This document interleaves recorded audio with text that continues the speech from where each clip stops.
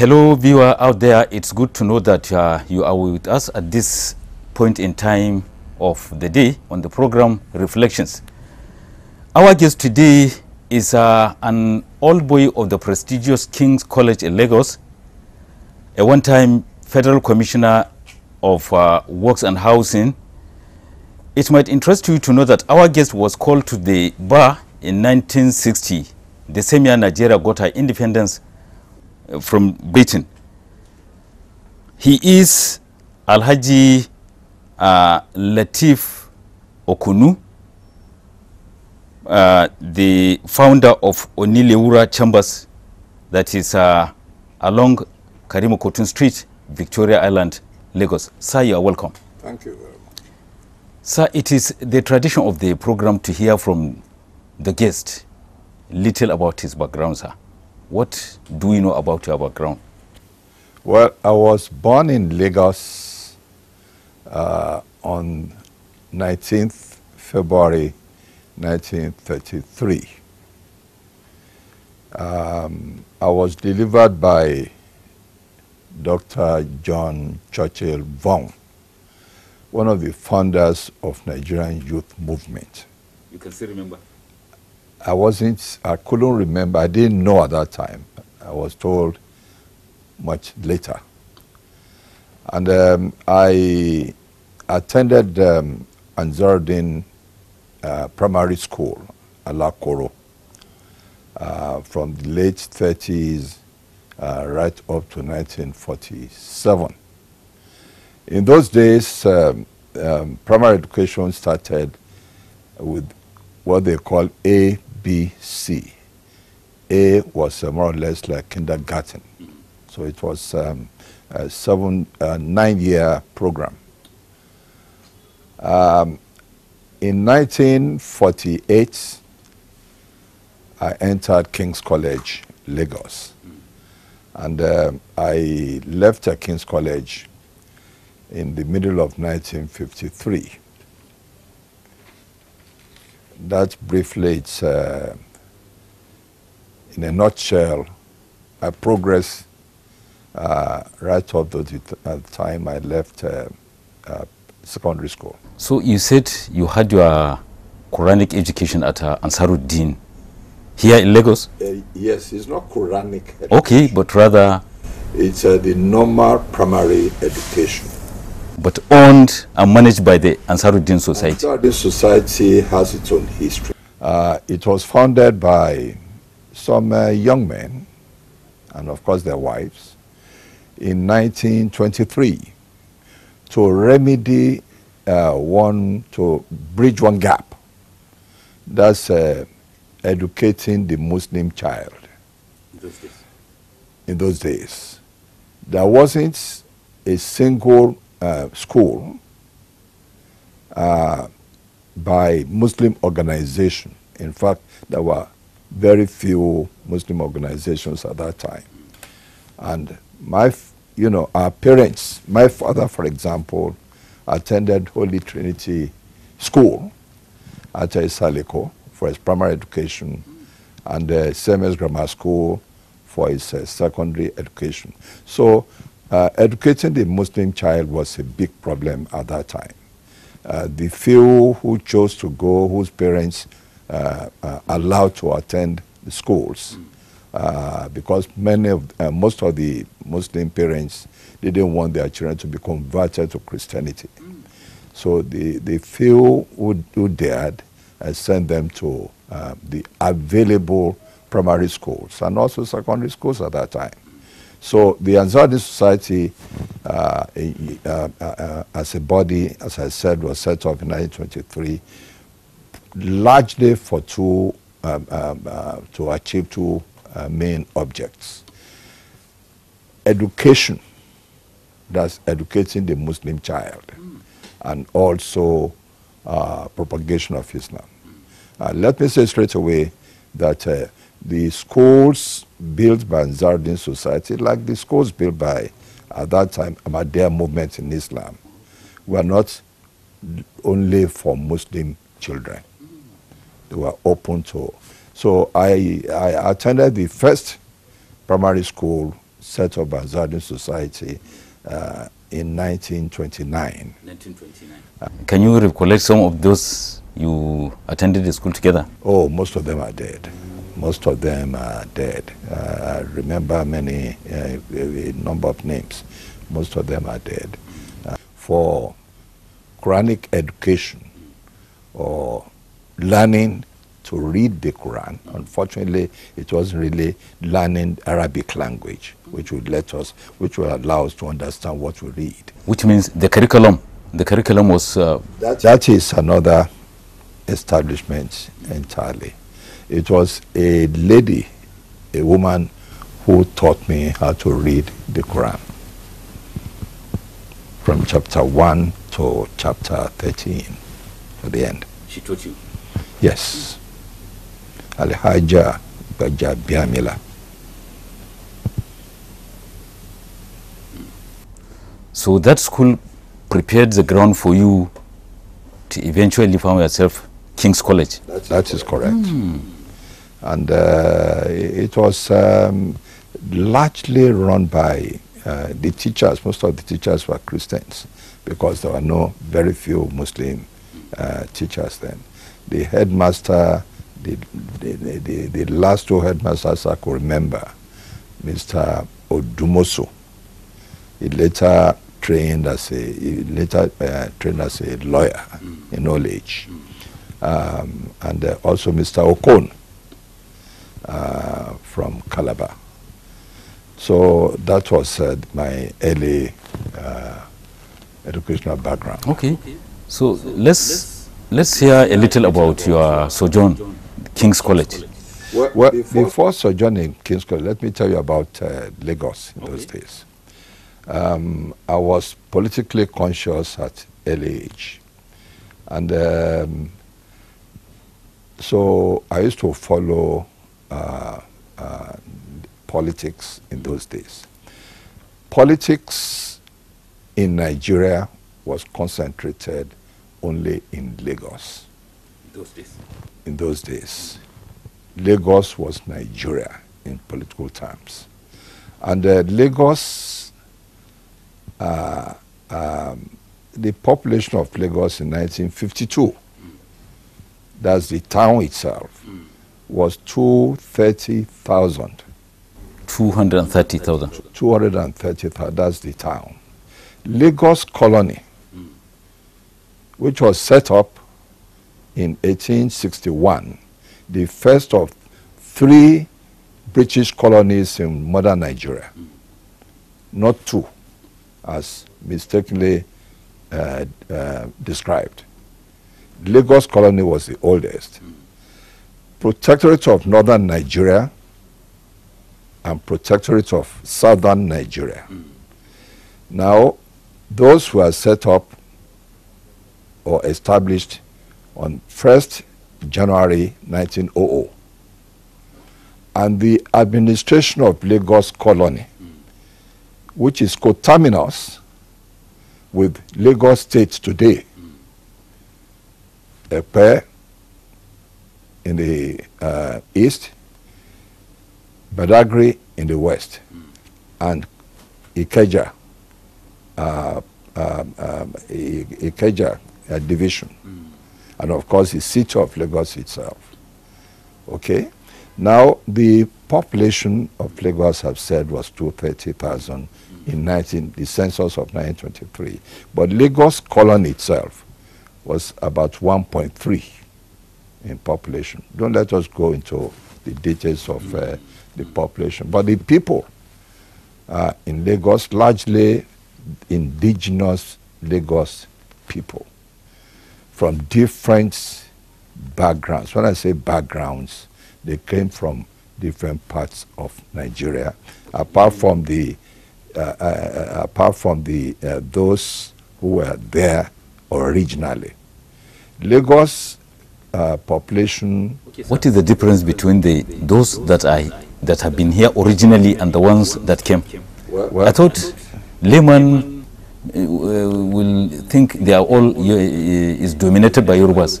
No, not quite. Let me explain. The Aworis were the indigenous people found on the island and in Ido. Do we still have them? Many people have Awori blood flowing in their veins. Then you had migrations over the years. The Nupes, that's Niger State today, also settled in certain parts of Lagos. You had descendants of slaves who settled in certain parts of Lagos.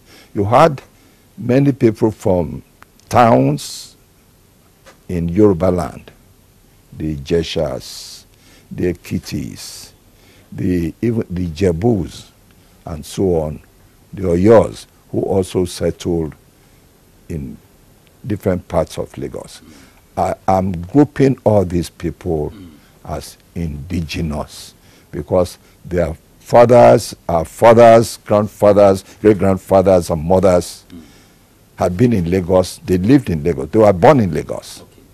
So I'm talking of, people, the original people, and those who migrated in the 880s. Your humble self, sir, do you belong to them?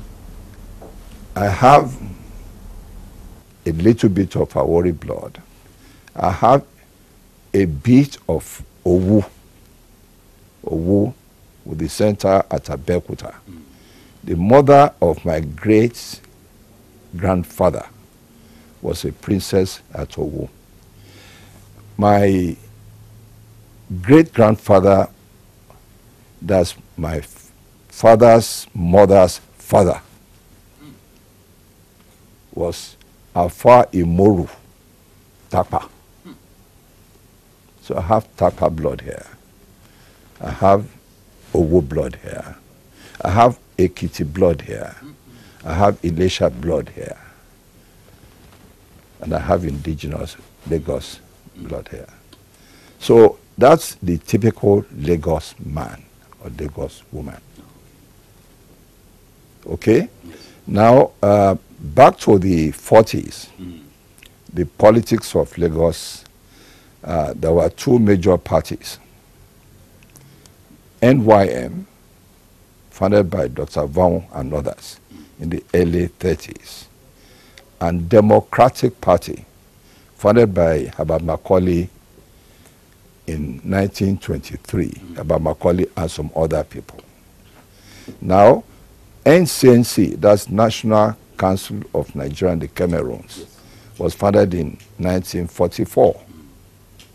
Now, there was alliance between NCNC and Democratic Party. And Democratic Party was the dominant party in Lagos as against the party of educated class, which was NYM. I mentioned that because of what Nigeria is today. Unfortunately, not united country. We'll come to that. Okay. But I think my interest is your sojourn, King's College. Yes. Yes. Was it a boarding school? It was a boarding school. Yes. Hear a little about your sojourn there, sir. Well, I entered King's College in 1948, January. The likes of who and who and who? Oh, we had those of us who are still living. There's Alade Idris Animashaun, He's still alive.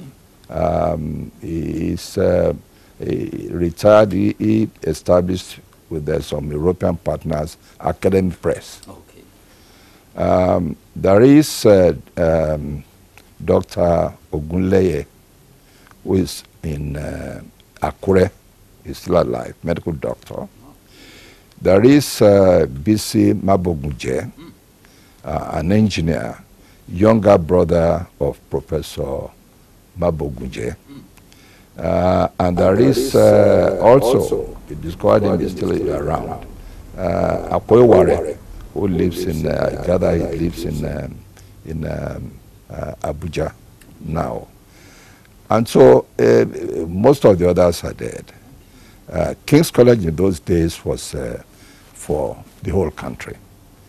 No quota system, merit, admission was on merit. You mean admission was open for anybody from any part of Nigeria? The whole country. But on merit, you had to pass the entrance examination. Not today when it was by quota, which is unfortunate. And the others, as I've said, are dead. There was Frank Eke, who became a king in Port Harcourt. There was Sonny Joe also from Port Harcourt. There was BC Aderemi, the son of Oni of Ife. Okay. You can't remember anybody from the north? Not in my own class. Okay. Before me, in fact, the first northern Nigerian from the northern protectorate at that time was Dr. R.B. Diko, who entered King's College before I was born. Was there in the late 20s, 1928 or something. I was privileged to be his colleague in Gawan's government from 1967 to 1974, not 79, as you said earlier on. R.B. Diko. So I don't want to talk about North and South and something, because I am a full-blooded Nigerian. Okay. And I want Nigerians to call themselves Nigerians, not from Oturupo or from Sokoto or from North or South. As I say to the younger people, an Indian will not say, I come from Calcutta. I come from India. Any Indian you see in any part of the world will not say, I come from north of India, south of India, Bombay, or whatever. The Chinese also will say, with 1.4 million Chinese, will not say, I come from Shenzhen or whatever. I'm a Chinese. And I want to teach the modern Nigerians that culture. To be proud to be Nigerians, call yourselves Nigerians, not Nigerian from Kaduna or Turupo or Calabar.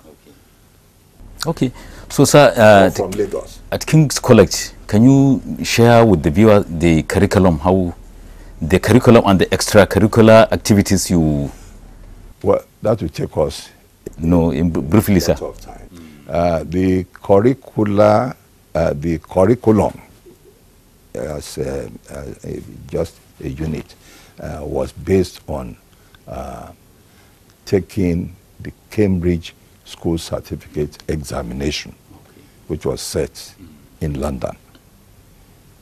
All right, before my time, it was Oxford School Certificate examination, and that was what you had to pass through before you go on to university level. So all the normal subjects, English, geography, history and European, British and European history, and mathematics, all the normal subjects were taken there.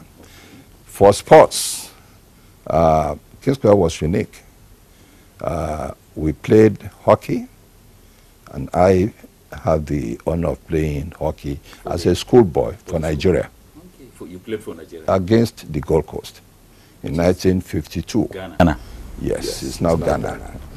I played for the Nigerian team. There were two of us from the college, the same class. The late A.K. Amu, the great athlete, a friend and also a personal friend and also an in-law. So athletics, football, cricket, those four I took full part in. I got colors in half colors in cricket. I got full colors in athletics. I got full colors, of course, in hockey. So there were other sports like lawn tennis and table tennis. There was squash. So K-Square was a typical English public school. Okay. And most of our teachers were English, or let me put it, British. But there were some indigenous. Very few Nigerians at that time. Very few Nigerians at that time. There were more British than Nigerian on the. Okay, so what about discipline? Discipline was very rigid. There was the FACT system. When from Form 1, when you entered in Form 1, you have a senior who will be like a guardian to you, to mentor, to help you, to settle down, and to play a proper role in the college. And of course, you also have to do some errands for them, for the senior. Okay, but when G.R. Bunting, after the second school boys strike action in Nigeria, the first one was in 1944. In 1948, students complained, seniors to me, complained about food, about distance. Which class were you then? I was in Form 1. Form 1? Form 1. Entered in January, in June, because the school year was technically October to June. And the expatriate staff will take their holidays in June till September, when they will travel by boat. 2 weeks to Liverpool from Lagos and 2 weeks back in those days. So that was the pattern. So there was this strike in December. I was in Form 2. There was no Form 1 because Form 1 would start from January. And the boys went on strike, very dramatic. And they marched to the education department with their demands. As I've said, better food, cohesion, the school should now be where it was when it was founded in 1909. That's Tafawa Balewa Square, old race course.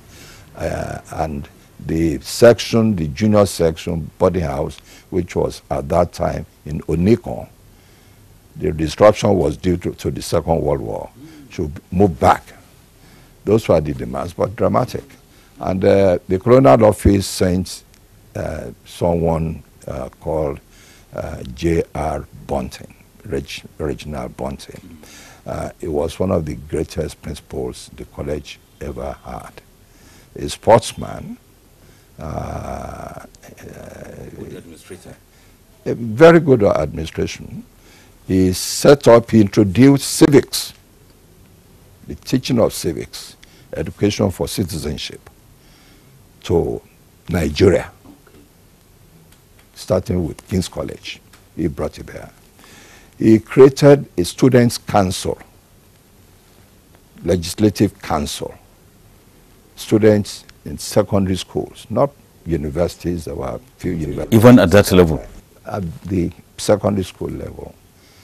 We had our own election to the secretary, to the council. There were about 5 of us who stood for election. Okay. And I happened to win the election. I was the first secretary of the King's College Students' Council. And that was in 1951, right? So the idea, because at that time, Nigeria was also going through some reform. Nigerians taking part in the administration of the country. There was the process of establishing the Macpherson Constitution in the late 40s, in 50 in particular.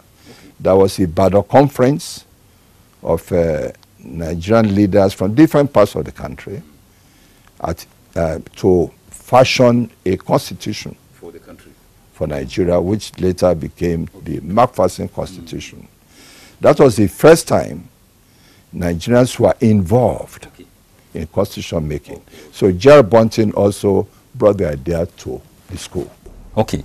Sir, it might interest the viewer to hear from you whether at a point in time of your sojourn at King's College, you were a victim of bullying. Well, I had spoken about fact system. We really didn't enjoy bullying. Not like what's obtained at that time and still obtains in England, although it's dying out now, sort of thing. And not really bullying, but being subjected to fact system, which incidentally J.R. Bunting abolished. The young persons, the young students enjoy what we call Bunting's law of equality. What does it mean? No, he abolished the fact system. So no fact system, you are equal to one another. Seniority between those senior level, whether you are from 4 or from 5 or from whatever or from 1, you are equal to one another. Okay.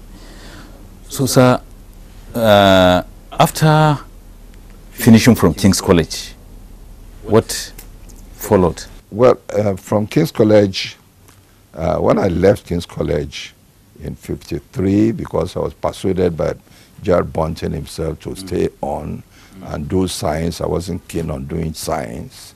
HSC, that's higher school certificate, had just been introduced.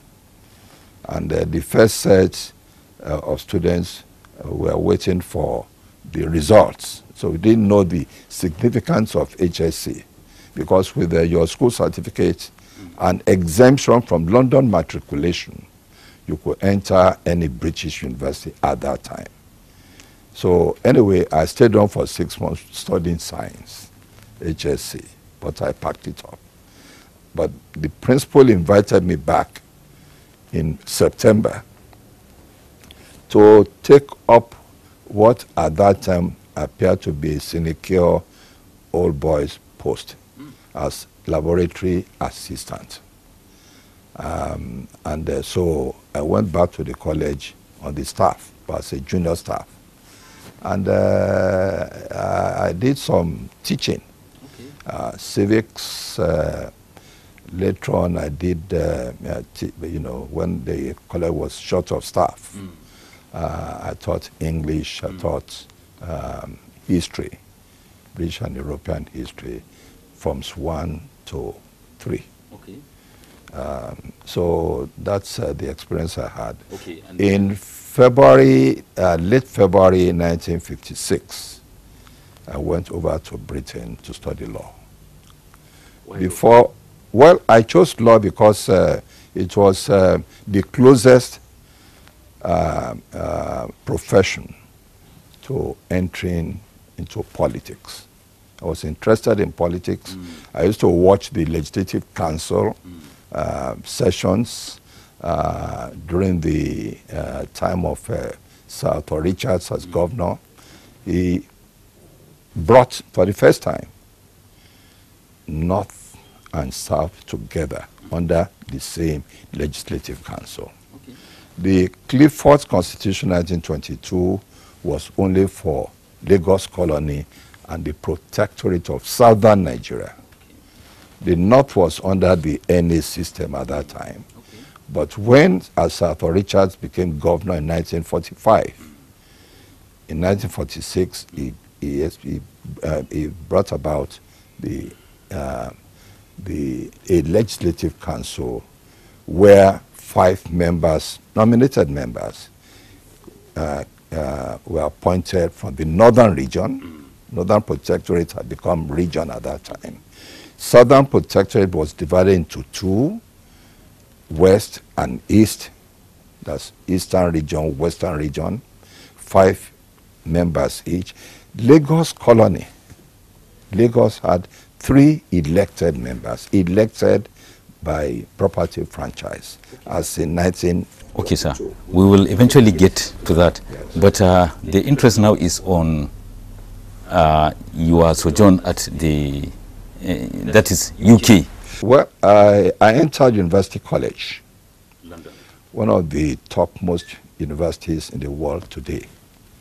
It's still there. University College London is now a full-fledged university. You read law there? I read law there. How many years? Well, from I passed my intermediate examination before leaving Nigeria as an external student. And so I entered the college in October 1956. And I spent 3 years there. 1956. Your first visit to the UK? No, yes, yeah, as a student. Okay, as a student. To study law. Okay. And I came back in September 1960, just in time for independence. Did you have had any experience of racism, sir, while there? Which colored man will not have experience of racism? And this is my own personal experience.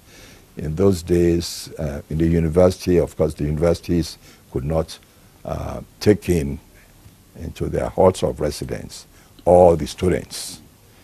University College had only 2 halls of residence for a population of 3,500 students. So I had to stay with the landladies, sort of thing.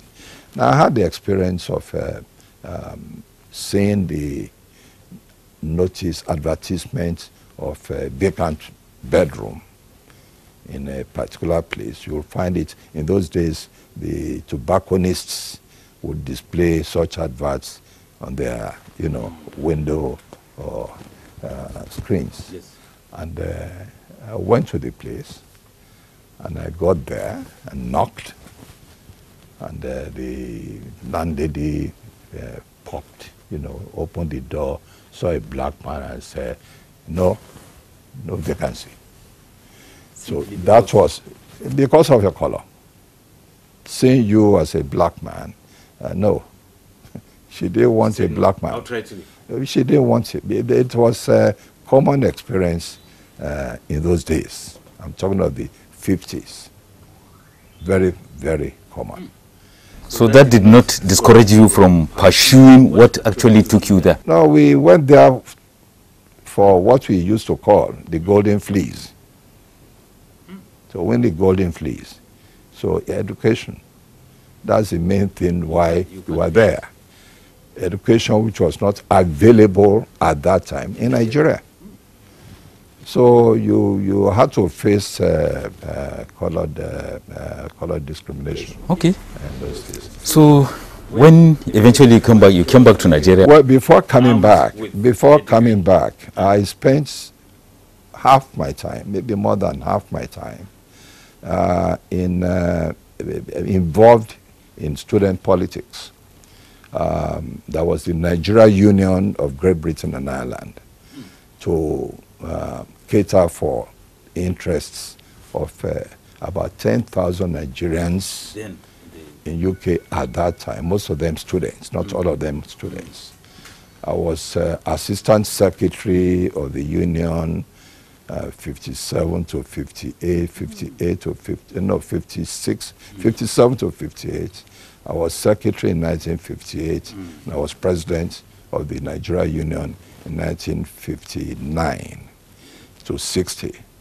I was also involved in wider student unionism. WASU, for example, West African Students Union, comprising students from, at that time, the Gold Coast, later Ghana, Nigeria, Sierra Leone, and Gambia. That's British West Africa, you know, sort of thing. I was involved in wider African politics, student politics. There was a Committee of African organizations, which comprised of organizations not only from West Africa like WASU, but the whole of Africa and people of color. So virtually active part in student politics in those days. And not only student politics, we had links with the, the Labour Party, which was sympathetic to Nigeria, Nigeria independence at that time. Okay, sir. So when eventually you came back to Nigeria, you started working? Yes. Because you came back armed with a degree in law. Yes. And also experience. And also, yes. In politics. Experience in politics. So, as I said, I spent half my time in pursuing my educational career and half my time involved in politics, not just student politics. University College, I was vice chairman of Socialist Society, for example. I traveled far and wide. I went to Moscow, I went to China as a student to attend international students conference at that time. So the experience I had was a very good experience in taking part at some level in Nigerian politics. So, those of us who traveled to the communist countries were not wanted by the government. Tayo Akpata, a very close friend, my twin brother, he died a few years ago, and I applied to join the Foreign Service in London. Instead of the desire which we expressed in joining the Foreign Service, to join the Army, not Foreign Service. We wanted to join the Army. And the reply we got was that, was offered to join the civil service.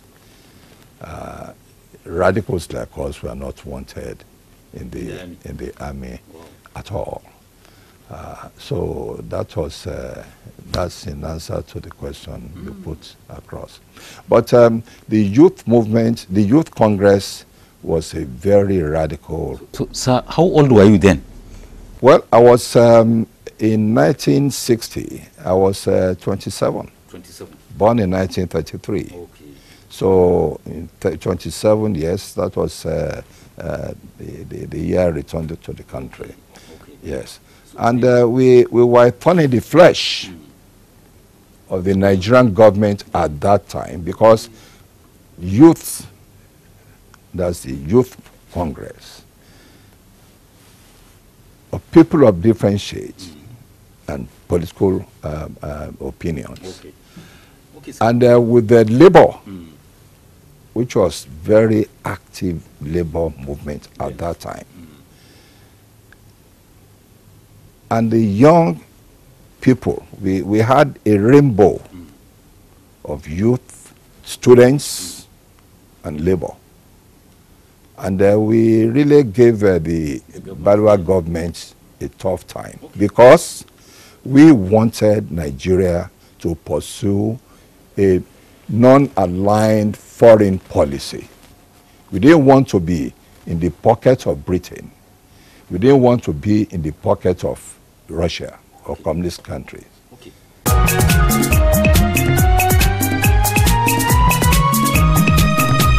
Viewer, if you are just joining us, Our guest today is Alhaji Lateef Okunnu, a one-time federal commissioner for works and housing between 1967 yes, to 1974. Talking about family, at what point in time did you tell yourself, I have come of age, let me get a spouse for myself? Well, in my days in London, marriage didn't come in.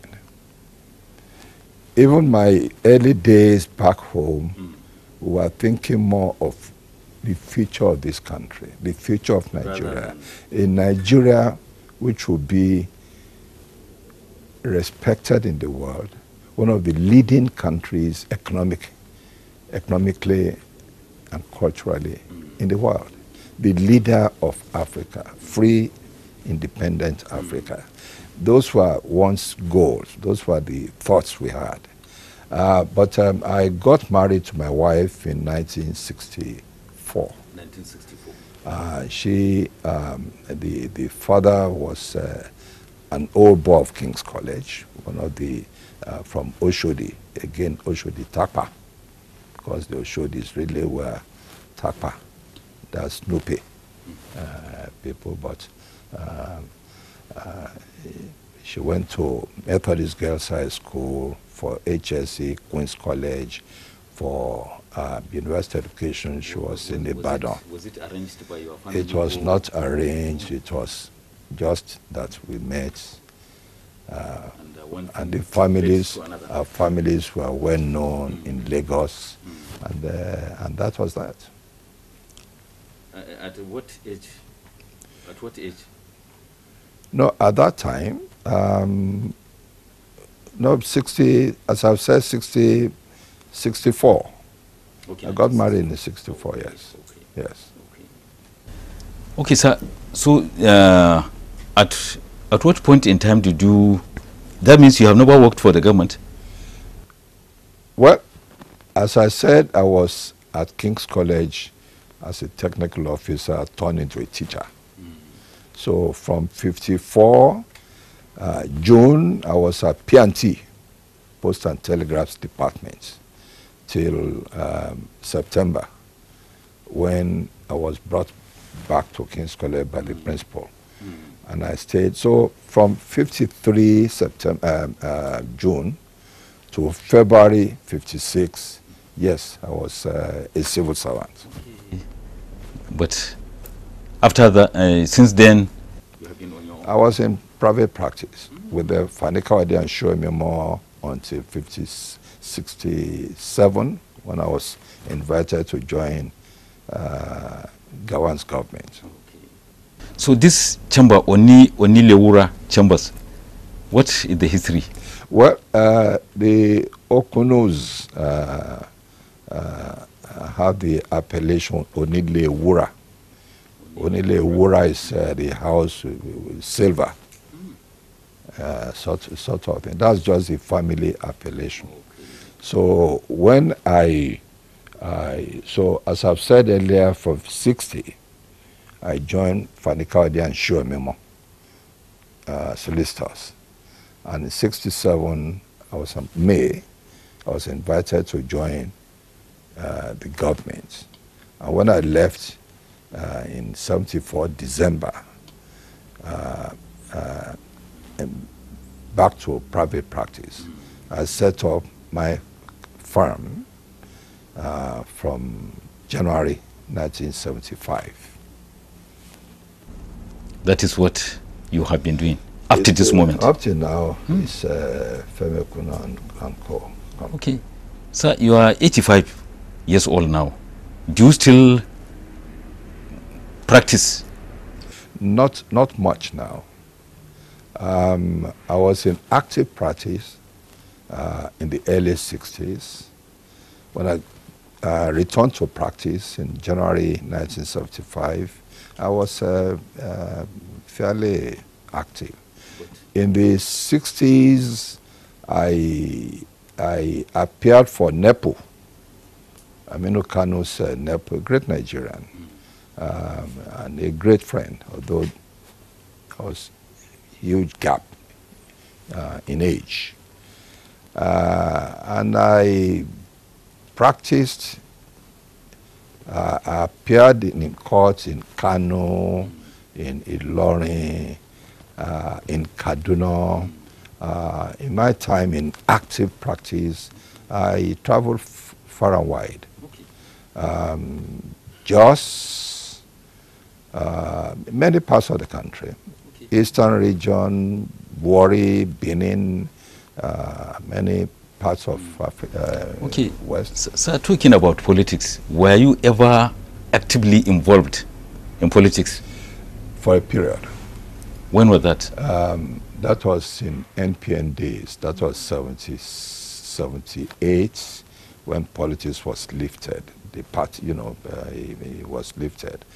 The ban on politics was lifted. I joined the NPN, National Party of Nigeria. Together with the likes of Akilwe. My good friend, President Shehu Shagari, was the candidate for the party at that time. Akilwe was the chairman of the party. I joined the party at that time because there was no party based on ideology. As a radical student in England and also activist in my younger days, in the early 60s, I belonged to the left, socialist. I still harbor socialist feelings. But when party politics, the ban on party politics was lifted in 1978, there was no party which you could call a socialist party. It was mixed. There was the Unity Party led by Chief Awolowo. There was the PPP led by Nnamdi Azikiwe. I could have been in that party, but no, there was a history behind it, sort of, which I relate to my autobiography. Okay, sir.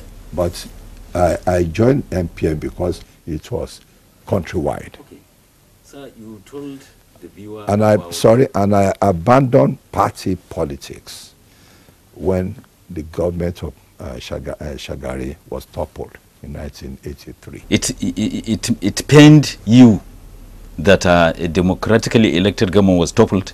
Well, the military regimes, you know, by accident, they come in, or they came in. I hope they will never come again. By accident, as we know.